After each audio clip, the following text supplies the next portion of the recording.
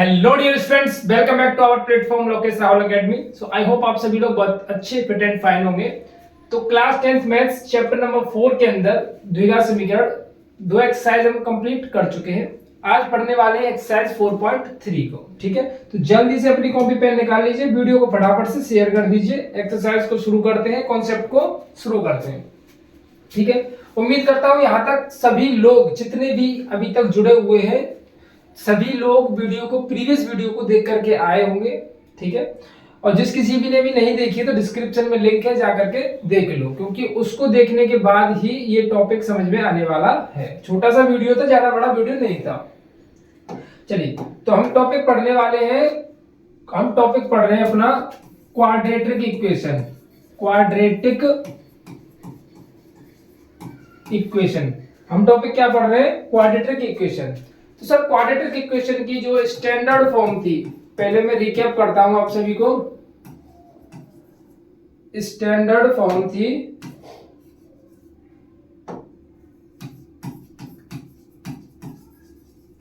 Standard form क्या होती है क्वाड्रेटिक इक्वेशन की?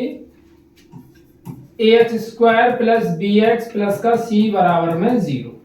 ठीक है, अब इस क्वाड्रेटिक इक्वेशन को हमने सॉल्व कितने तरीकों से कर सकते हैं, जो मैं आपको लास्ट वीडियो के अंदर बता चुका हूं कि हम क्वाड्रेटिक इक्वेशन को सर 3 तरीकों से सॉल्व कर सकते हैं। 3 मेथड्स हैं हमारे पास में, किताब के अंदर 3 मेथड्स हैं। पहला है सर गुणनखंड विधि, जिसको बोलते हैं फैक्टर मेथड। गुणनखंड विधि आराम आराम से पढ़ेंगे, कोई जल्दबाजी नहीं है। चैप्टर नंबर 4 चल रहा है और इस चैप्टर में से मोस्ट इंपोर्टेंट जो टॉपिक है, जो सबसे ज्यादा मोस्ट इंपोर्टेंट अगर मैं बात करूं कि इस चैप्टर में से क्या पूछा जाएगा, तो वो है आपका 4.3 का कॉन्सेप्ट। वो आपके पेपर में हर बार पूछा जाता है। क्लास 10th मैथ्स का एक भी साल ऐसा नहीं गया पेपर का जिसमें से इस एक्सरसाइज के कॉन्सेप्ट से पेपर में ना आया हो। ठीक है, तो बहुत इंपॉर्टेंट है, आराम से समझते हुए चलिए, बहुत आराम से समझ में आ जाएगा। तो गुणनखंड विधि, ठीक है, गुणनखंड विधि इसको बोलते हैं इंग्लिश में फैक्टर मेथड। फैक्टर मेथड, ठीक है। एक है अपनी सर पूर्ण वर्ग विधि। पूर्ण वर्ग विधि, ठीक है, जिसको बोलते हैं कंप्लीट स्क्वायर मेथड। ठीक है, और एक होती है सर अपनी द्विघाती सूत्र। द्विघाती सूत्र, जिसको एक नाम से और जानते हैं, वो है अपना श्रीधराचार्य। श्रीधराचार्य, ठीक है। अब सर इसमें से पढ़ना क्या क्या है? ठीक है, पढ़ना देखो, फैक्टर मेथड हमने पढ़ लिया, फैक्टर मेथड हमने अच्छी तरीके से सीख लिया है।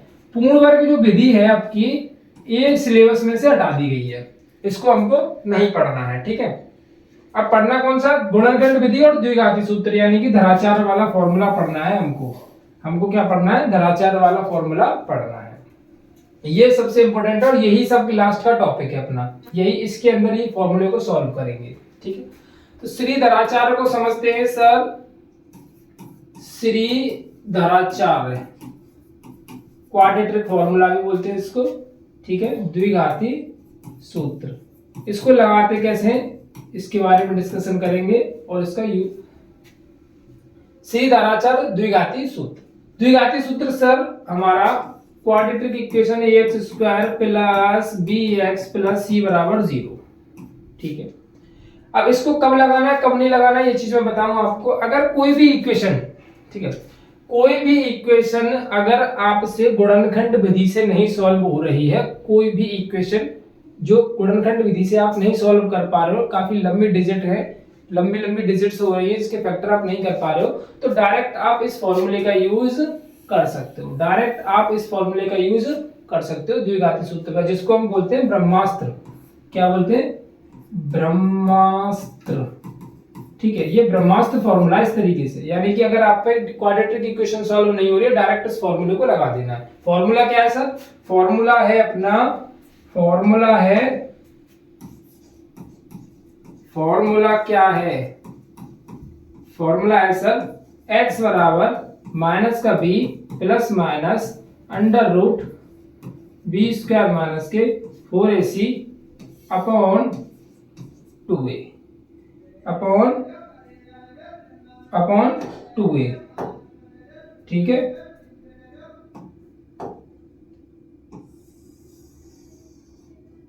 ये आपका फॉर्मूला है।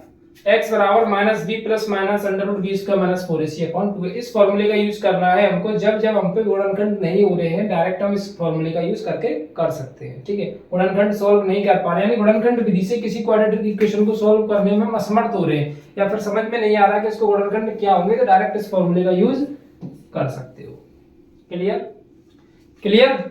इस फॉर्मूले का यूज कर सकते हो कि जिसमें हम गुणनखंड नहीं कर पा रहे। एक तो सर ये टॉपिक है अपना श्रीधराचार्य, और सर कौन सा टॉपिक है? और सर एक और टॉपिक है अपना, एक और टॉपिक है अपना, वो क्या है? Nature of roots. Nature of roots यानी कि मूलों की प्रकृति। मूलों की प्रकृति। पहले मैं कॉन्सेप्ट को क्लियर कर दूं, फिर क्वेश्चंस की तरफ चलेंगे। क्वेश्चंस तो आप फिर ये समझ लीजिए, थोड़ी सी ही देर में आप क्वेश्चंस को कर देंगे। पहले कॉन्सेप्ट्स को कर लेते हैं क्लियर, ठीक है। कॉन्सेप्ट्स को कर लेते हैं क्लियर। सर मूलों की प्रकृति क्या होती है? मूलों की प्रकृति, जैसे हमारे पास एक इक्वेशन दी है ax² plus bx plus c बराबर 0। बहुत आसान से तरीके से समझने वाले, टेंशन न को लेने की है, ठीक है। ax² plus bx plus c हमको एक क्वाड्रेटिक इक्वेशन दी हुई है, तो सर इसके मूलों के बारे में बताना है। इसके मूल कैसे होंगे, कैसी प्रकृति होगी, ठीक है, इसका नेचर कैसा होगा इसके मूलों का। तो करना क्या होता है कि एक फॉर्मूला बनाया है जिसको हम डिस्क्रिमिनेंट के नाम से जानते हैं। डिस्क्रिमिनेंट,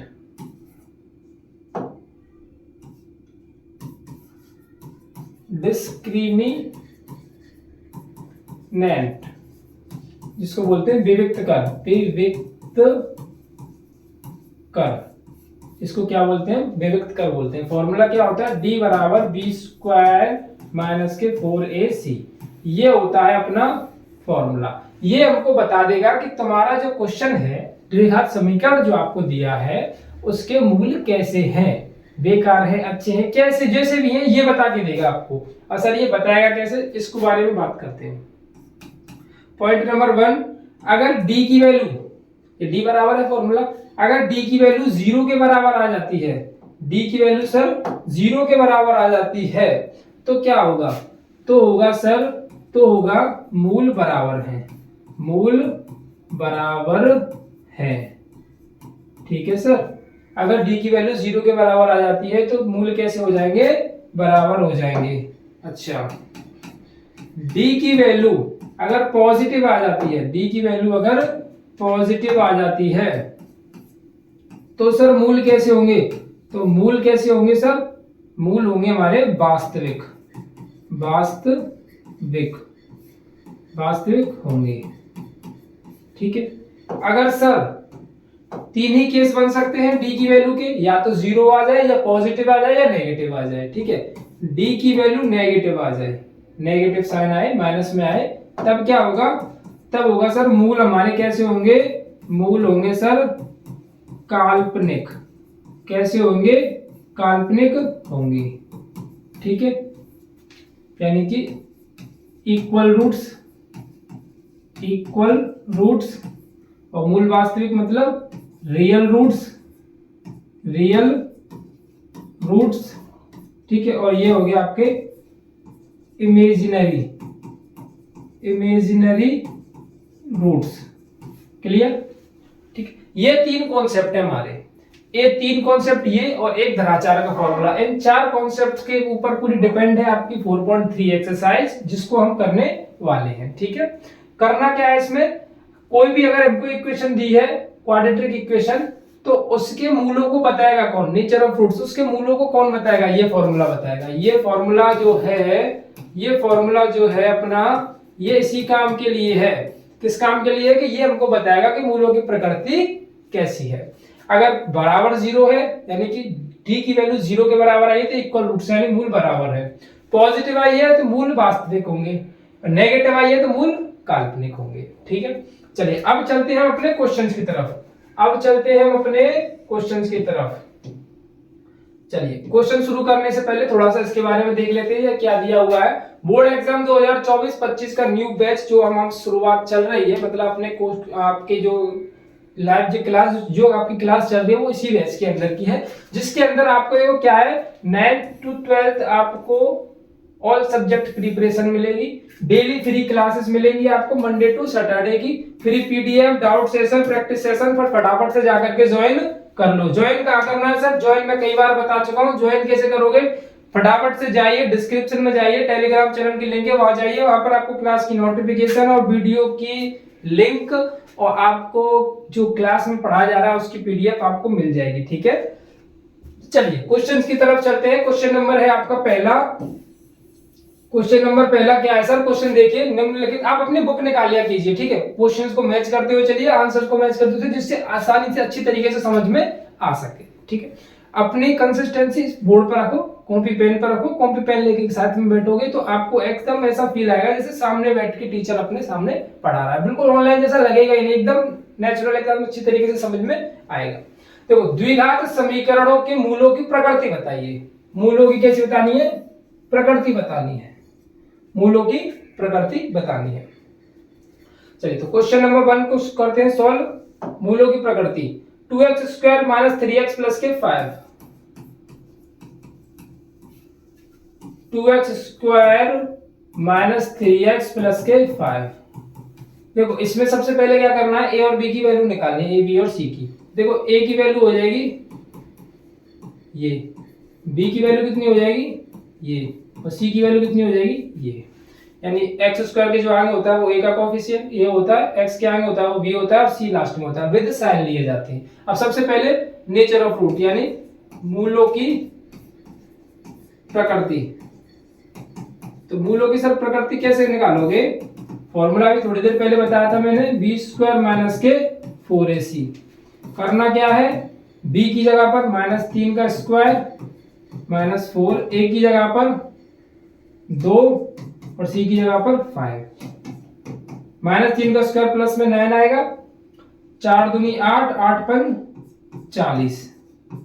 ठीक है, 4 दूनी 8 और 8 पंजे 40, तो ये बचेगा माइनस का 31।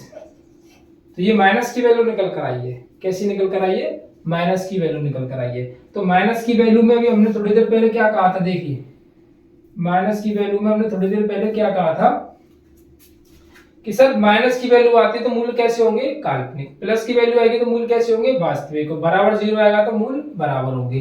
तो अब ये कैसे निकल कर आए हैं? माइनस के निकल कर आए हैं। ये कैसे निकल कर आए हैं? माइनस के। तो मैं यहाँ पे क्या लिखूंगा? मूल कैसे है? काल्पनिक है।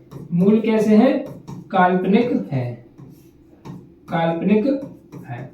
अच्छा, मूल अगर काल्पनिक है तो हम इसको आगे सॉल्व बिल्कुल भी नहीं करेंगे, यहीं पर छोड़ देंगे, यहीं पर इसका आंसर खत्म हो गया। अगर मूल काल्पनिक नहीं होते, मूल कैसे होते हैं? या तो 0 आए बराबर में, यानी मूल बराबर हो, या फिर आपके मूल वास्तविक हो। तो उस स्थिति में इस क्वेश्चन को पूरा सॉल्व करेंगे, यानी इसके द्विघात समीकरण के जो सॉल्यूशन है उनको निकाल करके बताएंगे किसी भी मेथड से। आप चाहो तो द्विघात गुणनखंड मेथड लगा लीजिए, चाहे तो आप श्रीधराचार्य वाला फॉर्मूला लगा लीजिए। फिलहाल तो पहले क्वेश्चन के अंदर कैसे मूल है? काल्पनिक है, तो इसके अंदर तो कुछ भी लगाना नहीं है। क्वेश्चन नंबर है second. Question number second, 2x square minus 6x plus का 3 बराबर में 0 है सर। देखिए a बराबर कितना हो जाएगा? 2 हो जाएगा, b बराबर कितना हो जाएगा? माइनस का 6 हो जाएगा, और c बराबर कितना हो जाएगा? 3 हो जाएगा।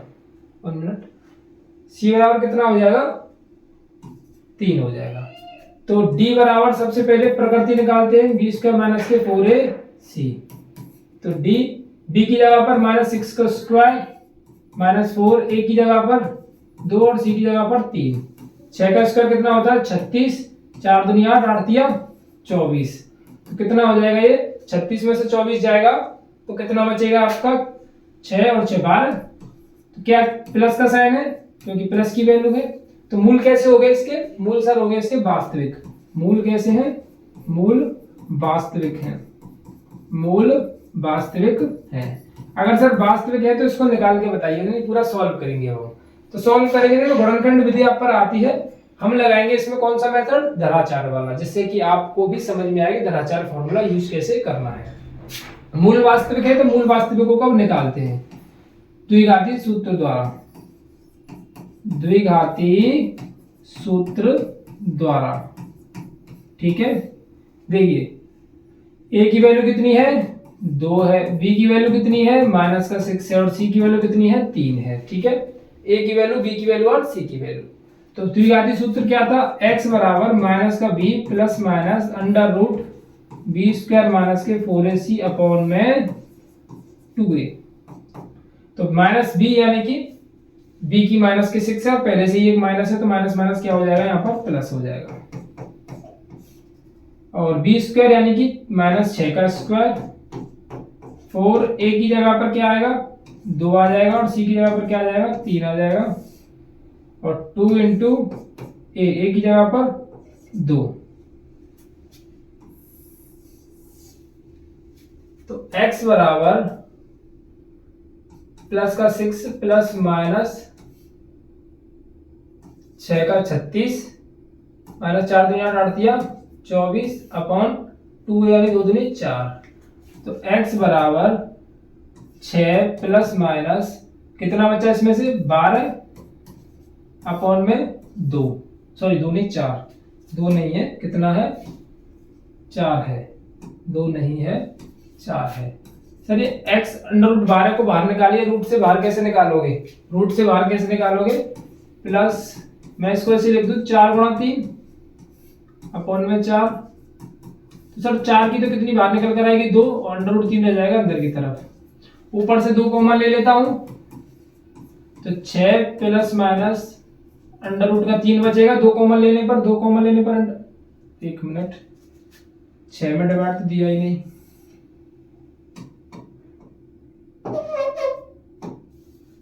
चलिए 2 कॉमन लेंगे इधर से, तो यहां पर कितना बचेगा, 3, और यहां पर बचेगा अंडर रूट के 3 अपॉन में 4। 2 से क्या बार कैंसिल हो जाएगा, 2 बार। तो x बराबर 3 प्लस अंडर रूट 3 बट्टे में 2। आप इसका आंसर यहां छोड़ सकते हैं, नहीं तो इसके आगे कैसे करोगे, इसके आगे ऐसे करोगे, एक बार धनात्मक चिन्ह लेने पर, एक बार ऋणात्मक चिन्ह लेने पर। धनात्मक चिन्ह लेने पर पॉजिटिव वाली वैल्यू को लिख दोगे, और ऋणात्मक चिन्ह पर नेगेटिव वाली वैल्यू को लिख दोगे। क्लियर? इस तरीके से यूज करते हैं द्विघाती सूत्र को, पूरा कंप्लीट सॉल्यूशन इस तरीके से देना है। यानी अगर आपके मूलों को बराबर आए या फिर वास्तविक आए तो पूरा सॉल्यूशन दे करके यहाँ पे खत्म करना है। अगर आपके काल्पनिक आते हैं तो आप यहीं पर इसका एंड कर दोगे। क्लियर हुआ? प्लीज जल्दी से फटाफट से रिप्लाई कीजिए, जल्दी से मुझे समझ में आए कि यहां तक आपका सब कुछ क्लियर है। नेक्स्ट क्वेश्चन की तरफ मूव करें, नेक्स्ट क्वेश्चन की तरफ मूव करें। अब ये वाला तो आप खुद कर सकते हो, ये वाला आपके लिए होमवर्क, ठीक है, ये वाला आपके लिए क्या है, होमवर्क है। चलिए अगला क्वेश्चन, निम्नलिखित निम्न प्रत्येक द्विघात समीकरण में k का मान होना चाहिए था। इस जगह पर गलत लिखा हुआ है, ये यहां पर क्या लिखा हुआ है, ये गलत लिखा हुआ है। निम्न समीकरण में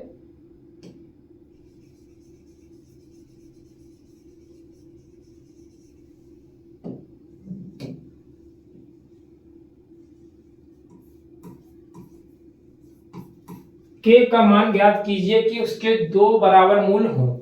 ये क्वेश्चन सबसे ज्यादा इंपॉर्टेंट है आपके लिए। ये क्वेश्चन सर आपके लिए सबसे ज्यादा इंपॉर्टेंट क्वेश्चन है, सबसे ज्यादा इंपॉर्टेंट है, मोस्ट इंपॉर्टेंट। पेपर में इसकी फ्रीक्वेंसी ज्यादा है पूछे जाने की, इस कॉन्सेप्ट की फ्रीक्वेंसी सबसे ज्यादा है पूछे जाने की कि निम्नलिखित द्विघात समीकरण में k का मान ज्ञात कीजिए यदि उसके मूल बराबर है तो। मूल बराबर है तो चलिए इस क्वेश्चन को करते हैं। 2h² प्लस kx प्लस के 3 बराबर में 0, ठीक है, ये क्वेश्चन है अपना 2h² प्लस kx प्लस के 3 बराबर में 0। अब देखो इसमें क्या कहा गया है कि इसमें k का मान निकालना है। कॉन्सेप्ट क्या दिया हुआ है कि दोनों मूल कैसे हैं, बराबर हैं। दोनों मूल कैसे हैं, बराबर है, इसके 2 मूल बराबर हो, दो मूल बराबर हो। तो सर हमें पता है d बराबर होता है बी स्क्वायर माइनस के 4ac। d बराबर क्या होता है बी स्क्वायर माइनस के 4ac। ठीक है, अब d बराबर होता है बी स्क्वायर माइनस के 4ac चूंकि मूल कैसे हैं, मूल है बराबर, मूल कैसे हैं बराबर है, तो d बराबर क्या हो जाएगा 0 हो जाएगा।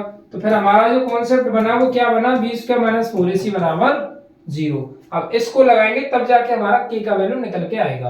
और जब जब आपसे k का, a का या फिर p का कोई भी वैल्यू पूछता है आपसे क्वेश्चन के अंदर, और जरूर ये देख लेना आपके पेपर में देखने को मिलेगा, अगर ऐसा क्वेश्चन आपसे पेपर में पूछा जाए तो बाबू करना क्या है, बी स्क्वायर माइनस 4ac बराबर 0 ही लगाना है, क्योंकि ज्यादातर 98% केस में दो मूल बराबर वाला ही कॉन्सेप्ट पेपर में पूछा जाता है। क्लियर? तो बी स्क्वायर माइनस 4ac, तो b की वैल्यू क्या हो जाएगी सर, k है, a की वैल्यू क्या है, a है, और c की वैल्यू 3 है। तो b की जगह पर क्या लगाओगे, k का स्क्वायर 4a, a की जगह पर क्या लगाओगे 2, और c की जगह पर क्या लगाओगे 3। तो ये हो जाएगा आपका k स्क्वायर माइनस 4 दुनिया 8 दिया 24, k स्क्वायर बराबर 24। तो k बराबर क्या हो जाएगा अंडर रूट 24। अंडर रूट 24 को बाहर निकाल सकते हो आप,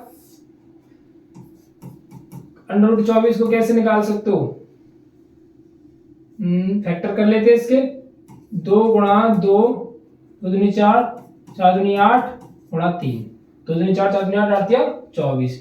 तो दो जोड़ा बनेगा एक के का, दो का, तो इसको बाहर निकाल देंगे और 8 3 दूनी 6 ये अंदर रह जाएगा। तो k की वैल्यू कितनी निकल करके आई है, k की वैल्यू निकल करके आई है आपकी प्लस माइनस 2 अंडर रूट 6, क्योंकि स्क्वायर हटाया था इधर से, तो प्लस माइनस के 2 अंडर रूट 6। जब स्क्वायर को इधर से इधर ट्रांसफर करते हैं, जब स्क्वायर को यहां से हटाते हैं तो इधर क्या लग जाता है आपका अंडर रूट लग जाता है, अंडर रूट लग जाता है।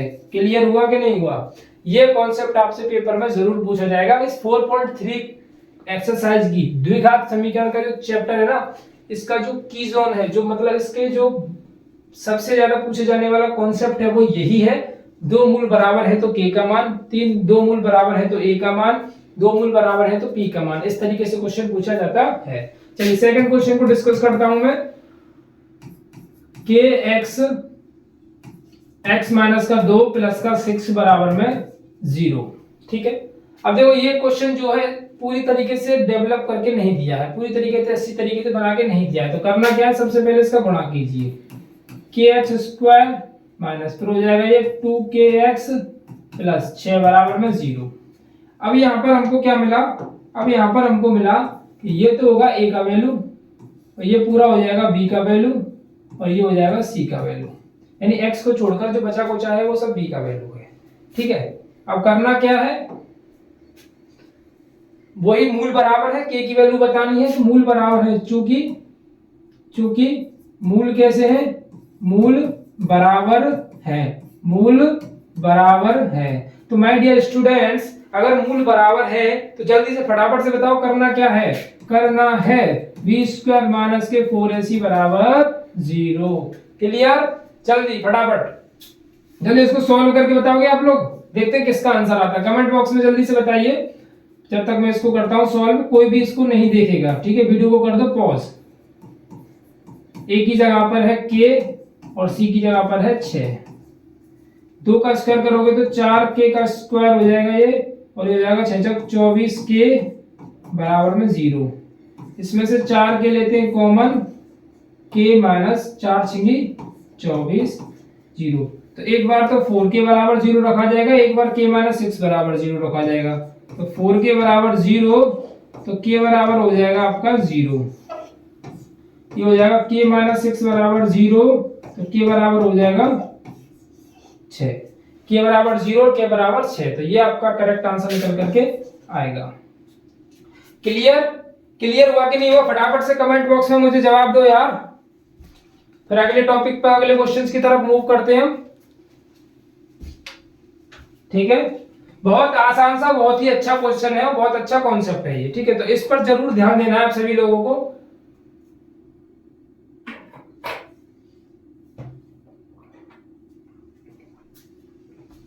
चले आगे की तरफ मूव करें। चलिए अगला क्वेश्चन देखते हैं हम लोग। अगला क्वेश्चन क्या है, चलिए अभी लैंग्वेज वाले क्वेश्चन से की तरफ ध्यान देते हैं। बेसिकली ये पूछे नहीं जाते पेपर में, अभी तक तो नहीं पूछे गए, इस तरीके का कोई भी क्वेश्चन पेपर के अंदर नहीं गया है। लेकिन चलिए इसको सॉल्व करते हैं, क्योंकि अगले पेपर में आए ना आए इसकी कोई गारंटी नहीं है।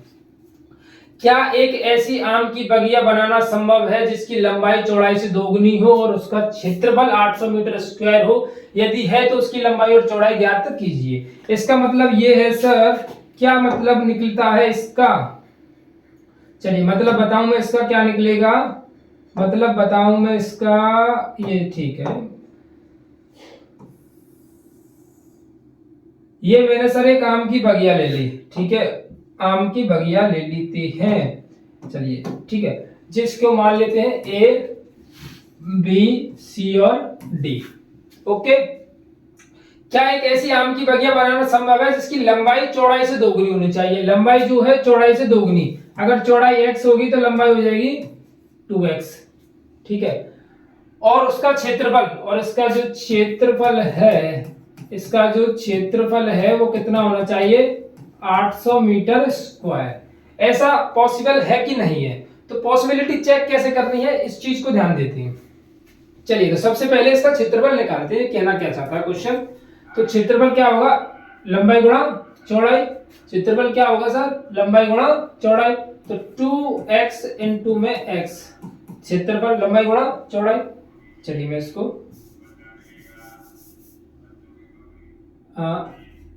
आम की बगिया, आम की बगिया का क्षेत्रफल क्या होता है? लंबाई गुणा चौड़ाई, लंबाई गुणा चौड़ाई।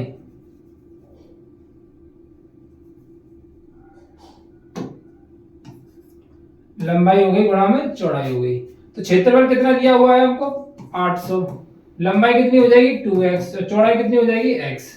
सर दो से इसको कैंसिल करेंगे कितनी बार? 400, और ये x इंटू एक्स कितना हो जाएगा? x square. इसको मैं 20 का स्क्वायर लिख लूं, क्योंकि 20 का स्क्वायर होता है 400, जी स्क्वायर से स्क्वायर कैंसिल, तो x बराबर कितना हो जाएगा?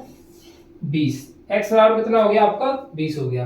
तो ये हो गया आपका 20, और ये हो गया आपका 20 दूनी 40, ठीक है। ये लंबाई कितनी होगी आपकी? 40 मीटर की, और चौड़ाई कितनी होगी आपकी? 20 मीटर की। यहां से निकल करके इसकी वैल्यू निकल करके आई, क्योंकि यहाँ पर एक सिंपल इक्वेशन बनी हमारी, वो क्या है? x स्क्वायर बराबर में 400, जो कि पॉसिबल है, जो कि पॉसिबल है, ठीक है। पॉसिबिलिटी सर चेक कैसे करनी है? अच्छा इस बात के ऊपर बात कर लेते हैं थोड़ा सा, पॉसिबिलिटी चेक कैसे करनी है कि ये क्वेश्चन पॉसिबल होगा कि नहीं होगा। तो ये सर ये सब चीजें कोई क्वाड्रेटिक इक्वेशन आपकी पॉसिबल है कि पॉसिबल नहीं है, ये जो चीजें हैं ये आपकी डिफाइन करेगी डिस्क्रिमिनेंट b स्क्वायर माइनस के 4ac।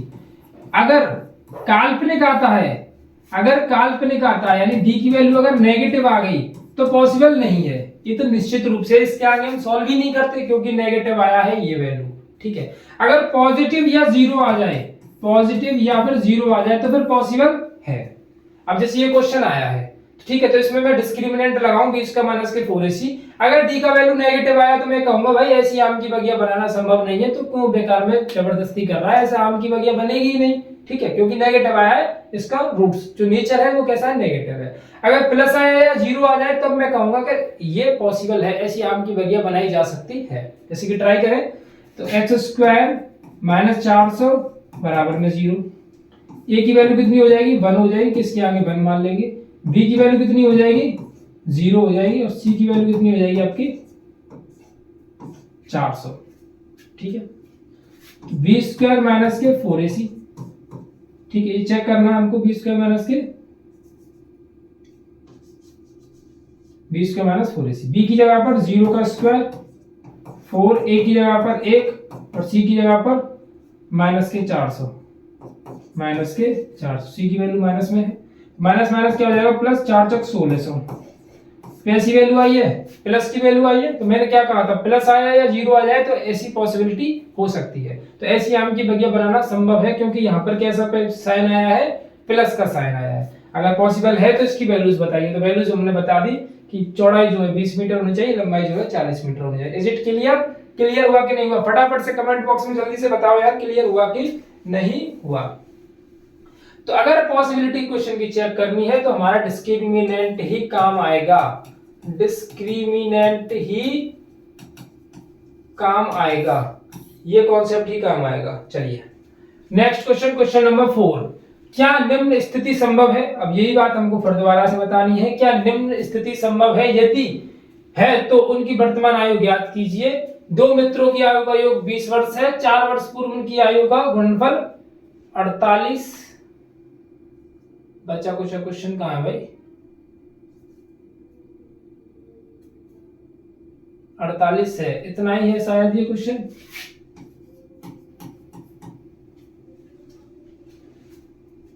चलिए इससे इतने पर ही ट्रायल मारते हैं, इतना ही हुआ ये क्वेश्चन। चलिए सॉल्यूशन देखते हैं। माना वर्तमान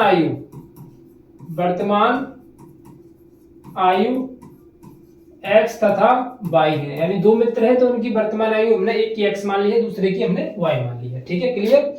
अच्छा, वो कह रहा है दो मित्रों की आयु का योग दिया है 20 वर्ष, तो इनकी आयु का जो योग है वो कितना है? 20 साल है। इक्वेशन नंबर फर्स्ट, 4 वर्ष पूर्व, पूर्व का मतलब होता है पहले, पूर्व का मतलब होता है सब पहले, पहले मतलब पीछे की बात कर रहा है, पीछे जा रहा है। ठीक है, तो पीछे जाते तो क्या करते हैं? एज को, पीछे जाते तो एज को माइनस करना पड़ता है। मैं कहूं आपसे कि आज से 5 साल पहले या फिर आज से 4 साल पहले, तो अब 2024 चल रहा है तो 4 साल पहले कौन सा साल होगा? 2020 होगा, क्योंकि 4 साल मैंने माइनस किया ना। तो पहले का या पूर्व का मतलब क्या करना होता है इक्वेशन के अंदर? माइनस। तो 4 वर्ष पूर्व, 4 वर्ष पूर्व, इस क्वेश्चन को ध्यान रखना और कॉन्सेप्ट को ध्यान रखना। पूर्व में माइनस करते हैं और बाद में होता है तो प्लस करते हैं। ठीक है, 4 वर्ष पूर्व, तो वर्तमान ये जो मित्र है इनकी आयु कितनी हो जाएगी? 4 वर्ष पूर्व आयु जो है x माइनस 4 हो जाएगी, एक तो एक हो जाएगी y माइनस का 4, क्योंकि 4 वर्ष पहले इनकी आयु कितनी होंगी? 4 साल कम होंगी। ठीक है, तो इनकी 4 वर्ष बाद जो 4 वर्ष पूर्व उनकी आयु का गुणनफल कितना है? 48 है। तो गुणनफल x माइनस 4 गुणा y माइनस का 4 बराबर में कितना हो गया? 48 हो गया। ठीक है, अब इनको करते हैं हम लोग सॉल्व। सॉल्व कैसे करना है? x की वैल्यू को यहां से निकालो, इक्वेशन फर्स्ट में से x की वैल्यू निकालते हैं तो क्या निकलेगी? 20 माइनस का y। x की वैल्यू यहां से निकालते हैं तो 20 y को इधर ट्रांसफर कर देंगे तो x बराबर क्या हो जाएगा? 20 माइनस के y, जिसको पुट कर देते हैं इक्वेशन नंबर सेकंड में। x का मान रखने पर, x का मान रखने पर, तो x का मान कितना हो जाएगा? 20 माइनस का y माइनस का 4 इंटू y माइनस का 4 बराबर में 48। 20 में से 4 माइनस करेंगे तो कितना बचेगा? 16 माइनस के y और ये y माइनस का 4 बराबर में 48। ये हो जाएगा आपका 16y माइनस 16 चके 64 माइनस के y स्क्वायर और ये प्लस के 4y बराबर में 48। ठीक है, माइनस का y स्क्वायर 4y और प्लस के 16y कितना हो जाएगा? 20y और माइनस का 64 और इधर लाऊंगा तो माइनस का 48। इक्वेशन बन गई यहां पर क्या? माइनस का y स्क्वायर माइनस का y स्क्वायर प्लस का 20y और ये माइनस का 64 और माइनस का 48 कितना होता है? 60 और 40 हो गए 100 और 8 और 4 हो गए 12, यानी 112। 112 बराबर में हो गया 0। माइनस को हटाना है तो माइनस को कॉमन लेना होगा, तो माइनस को कॉमन लेते हैं तो सब साइन बदल जाते हैं। तो ये हो जाएगा y स्क्वायर माइनस के 20y और प्लस के 112 बराबर में 0। माइनस कहाँ चला जाएगा, 0 की तरफ, तो 22² माइनस के 20 प्लस के 112 बराबर में हो जाएगा 0। अब इसकी पॉसिबिलिटी करेंगे हम चेक, क्योंकि इसने कहा था निम्न स्थिति संभव है, यदि है तो उनकी वर्तमान आयु बताइए। तो पहले मैं चेक करूंगा कि ये स्थिति संभव है कि नहीं है। ठीक है, मैं यहां लिख दूं, मैं यहां पे ऐसे लिख देते, checking the possibility of equation. ठीक है, इस इक्वेशन की पॉसिबिलिटी को चेक करते हैं। तो ए की वैल्यू क्या हो जाएगी 1, बी की वैल्यू क्या हो जाएगी -20 और सी की वैल्यू क्या हो जाएगी 112।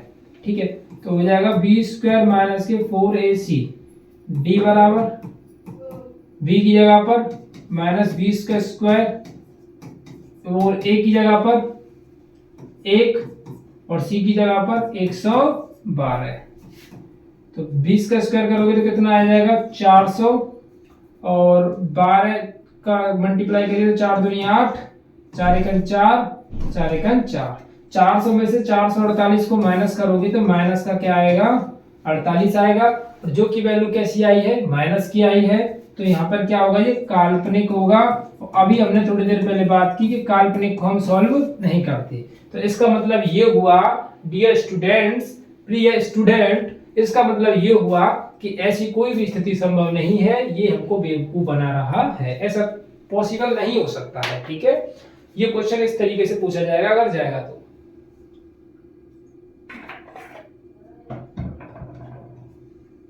क्लियर, चले आगे की तरफ। चलिए अब अगला क्वेश्चन क्या है, क्या परिमाप 80 मीटर तथा क्षेत्रफल 400 मीटर स्क्वायर के एक पार्क को बनाना संभव है, यदि है तो उसकी लंबाई और चौड़ाई। सेम एज क्वेश्चन है, पहले मैं बनाऊंगा पार्क, ये लीजिए इतना बड़ा काफी है। चलिए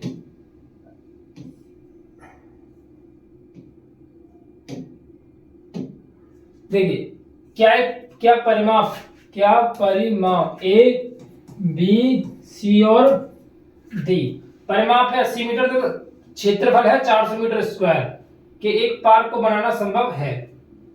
क्षेत्रफल कितना है सर 400 मीटर स्क्वायर, और परिमाप कितना है,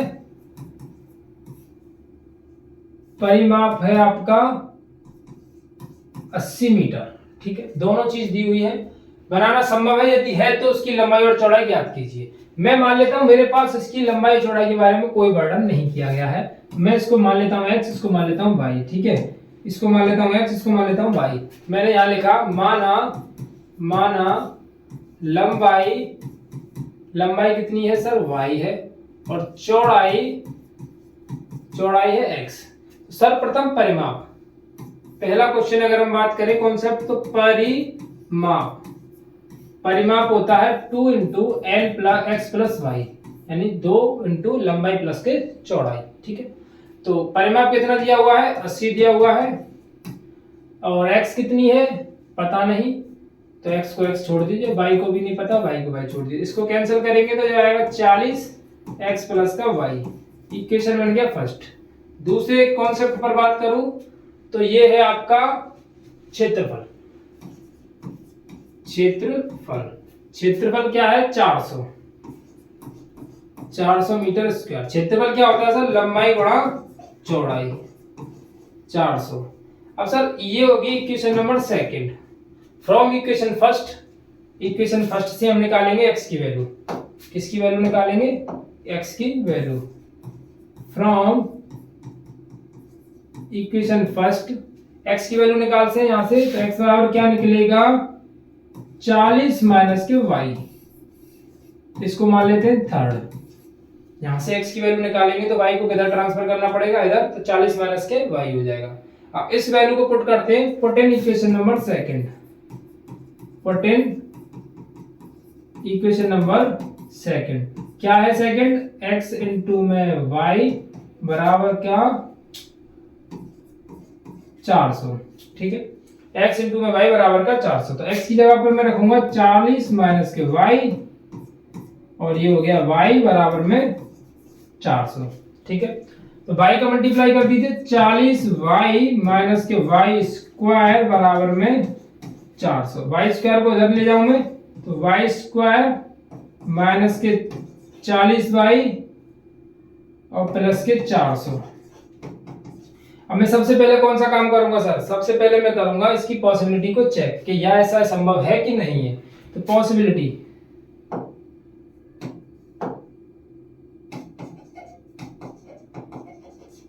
चेकिंग पॉसिबिलिटी। ठीक है, पॉसिबिलिटी को चेक कैसे करना होता है? बी स्क्वायर माइनस के 4ac, डी बराबर बी स्क्वायर माइनस के 4ac से चेक करूंगा कि ऐसा संभव है कि नहीं है। तो देखो a की वैल्यू क्या हो जाएगी? a बराबर हो गया आपका 1, b बराबर कितना हो जाएगा आपका माइनस का 40 और c बराबर क्या हो जाएगा आपका 400 यानी 400। तो d बराबर माइनस के 40 को होल स्क्वायर 4, a की जगह पर 1 और c की जगह पर 400। 40 का स्क्वायर करेंगे तो 4 चक 16 और ये हो जाएगा 4 चक 16। 16 से कैंसिल आउट यानी बचा कितना? 0। अब 0 और पॉजिटिव आता है तो इसका मतलब वो पॉसिबल होता है। अब पॉसिबल है तो इसके क्या करने होंगे हमको? फैक्टर, y स्क्वायर माइनस के 40y प्लस के 400। तो इसके फैक्टर करते हैं तो कितना फैक्टर हो जाएगा इसका? तो डायरेक्ट हो जाएगा 20y माइनस का 20y प्लस का 400। इसमें से और इसमें से लेंगे कॉमन तो y हो जाएगा y माइनस के 20 और इसमें से 20 कॉमन लेंगे तो ये हो जाएगा y माइनस का 20। y माइनस का 20 बराबर में 0, y बराबर में 20 और इसको करेंगे तो y माइनस का 20 बराबर में 0 तो y बराबर 20। मतलब ये कितना टोटल मिला के 20 निकल के आया। यानी एक इक्वेशन 20, इसमें से एक वैल्यू x की है और दूसरी वैल्यू क्या हो जाएगी? y की हो जाएगी, क्योंकि दोनों ही 20 निकल करके आएंगे। तो इसका मतलब लंबाई जो चौड़ाई है अपनी कितनी कितनी हो जाएगी? 20 की हो जाएगी। कितनी कितनी की हो जाएगी? 20 की हो जाएंगी। क्लियर? बहुत आसान सा क्वेश्चन था, एक कॉन्सेप्ट पे था, जैसा पहले पढ़ा था हमने उसी से सेम कॉन्सेप्ट पढ़ता। ठीक है, क्लियर? कोई डाउट, कोई क्वेरी तो नहीं है? चलिए, आपकी जो क्वेश्चन है वो हो चुके हैं खत्म, पूरी exercise complete. Chapter number 4 is your and. ठीक है, चैप्टर नंबर 4 आपका जो है वो हो चुका है एंड। ठीक है, अब शुरू करने वाले हैं नेक्स्ट चैप्टर को। अगले वीडियो में आपका चैप्टर नंबर 5 आएगा। किसी ने भी प्रीवियस वीडियो को नहीं देखा है प्लीज जाकर के देख लीजिएगा और अपना रिव्यू देना है आप सभी लोगों को। ठीक है, रिव्यू, जिससे मैं अपने आप में सुधार कर सकूं कि कहां पर मुझे कोई प्रॉब्लम है, क्या फिर कुछ भी एनीथिंग जो आपको ठीक लगे कि हाँ आपको मुझे बताना चाहिए, उसको मैं अपने आप को अपडेट कर सकूं। तो thank you for watching, thank you so much for watching this video. अगर वीडियो को लाइक नहीं किया तो प्लीज वीडियो को लाइक कर दीजिएगा और वीडियो को, चैनल को सब्सक्राइब कर लीजिएगा अगर चैनल पर नए हैं तो।